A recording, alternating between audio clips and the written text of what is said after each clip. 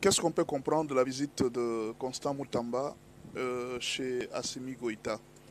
D'abord, il faut comprendre qu'une visite aussi secrète et que le président Félix Tshisekedi envoie Constant Moutamba, ministre de la Justice, c'est d'abord une grande partie de la confiance. C'est-à-dire, le président Félix Tshisekedi fait une grande confiance à Constant Moutamba parce que l'allure de la mission, et c'est une mission secrète, une mission très secrète. Vous avez vu que beaucoup d'informations n'ont pas beaucoup fuité.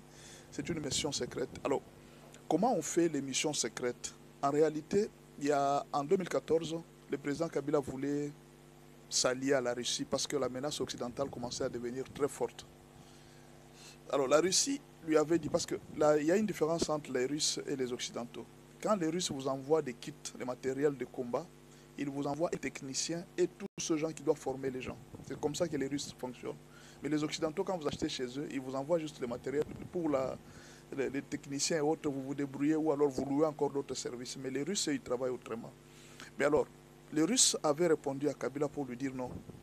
Nous avons, pour contourner certains problèmes, nous avons des pays avec lesquels nous travaillons, auprès de qui nous pouvons vous envoyer pour acheter des armes ou même pour prendre nos services. On lui avait proposé le Soudan et je crois aussi l'Égypte. Ce sont ces deux pays par lesquels il pouvait profiter des services russes indirectement pour qu'il n'y ait pas trop un œil occidental par rapport à ça. Bon, je ne sais pas, est-ce que ce n'est pas peut-être ce que le président Félix est en train de faire, parce que aller directement chez les Russes comme les Congolais le veulent, ils ne savent pas que le président est en train de vouloir peut-être limiter un grand bain de sang. Parce que c'est donner un peu des ailes à Kagame si vous allez directement comme ça. À moins que nous puissions aller dans une situation où il n'y a pas trop de conflits avec le Rwanda. Parce que l'OTAN était en train de chercher un allié des Russes pour les combattre. Et ils vont profiter derrière tout ce qu'ils ont fait pendant 30 ans. D'abord, ils ont affaibli notre armée par l'infiltration et par le brassage. Tout était calculé. Et maintenant, là, quand vous allez essayer d'attaquer avec une force infiltrée, vous serez très affaibli et facilement, ils peuvent vous prendre des terres et autres.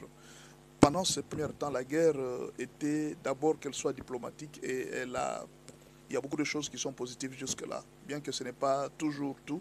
Mais là, je pense que c'est un contournement d'un accord russe avec la RDC, mais par intermédiaire. Peut-être c'est ça ce que moi je comprends, mais je ne dis pas ça, je ne travaille pas à la présidence. Nous faisons seulement des analyses par rapport à une histoire où le président Joseph Kabila était obligé d'aller au Soudan ou bien en Égypte pour profiter des services russes. Bon, ça c'est juste une analyse. Hein.